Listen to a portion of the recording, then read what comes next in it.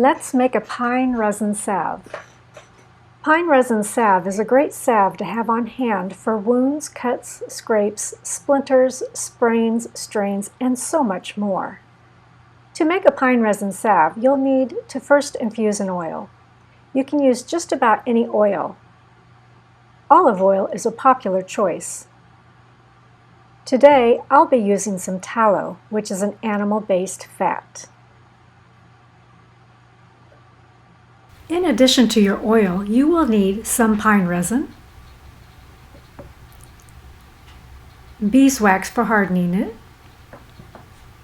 a double boiler with water in the bottom, a spatula, a ladle, a strainer, and a piece of cloth to line your strainer with, as well as a glass measuring cup or other vessel to strain your oil into. You'll also need some jars for storing your finished salve, and you'll want some labels for your jars as well. And finally, you'll need a heat source to melt your oils and wax. To begin, you'll want to add about 2 parts of oil to 1 part of resin.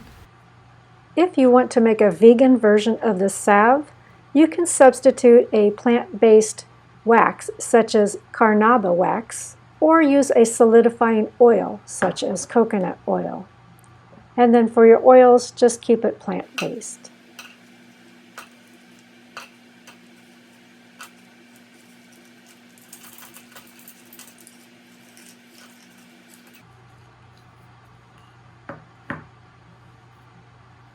Now your oil is ready to infuse. Turn on your heat source and make sure the bottom of your double boiler is full of water. This will take several hours for your resin to melt, and you'll want to make sure the water stays topped off.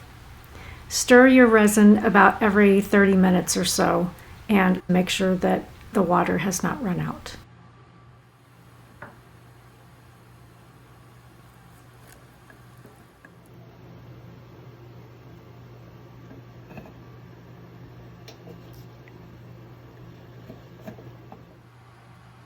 Once the resin has melted, you'll want to strain off your infused oil.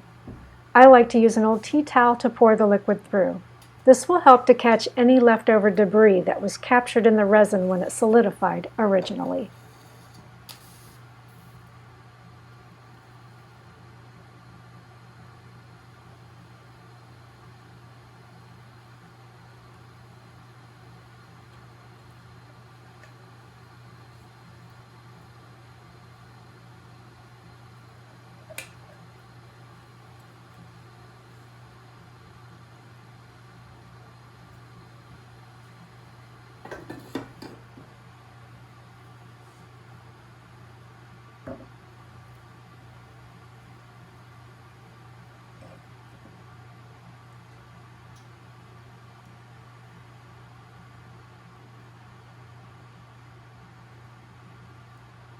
Now you'll want to add your beeswax to make your salve. I like to measure out my oil and then add about 1/4 the amount of beeswax to the amount of oil. So for instance, if you have 8 ounces of oil, you'll want to add 2 ounces of beeswax to your mixture.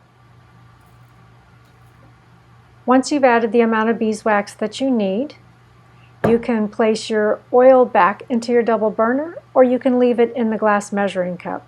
I like to leave it in the glass measuring cup because then it's easier to pour into the jars when it's finished.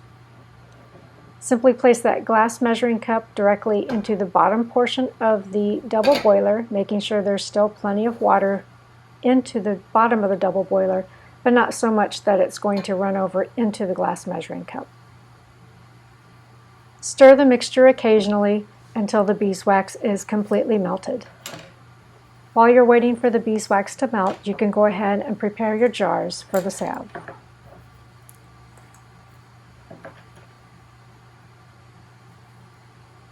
Once the beeswax has melted, test your salve to make sure it is the consistency that you would like it. I like to add a drop or 2 into the lid of a salve and let it solidify. Once it's solidified in the lid, then I will test it out on the back of my hand to make sure that it's the thickness that I'd like.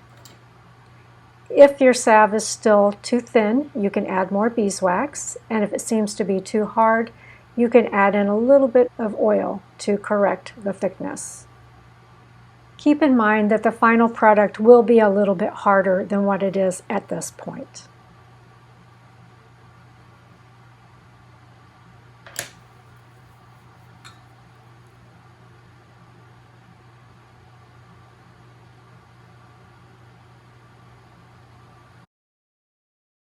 Fill your jars with the salve and then let them cool to harden.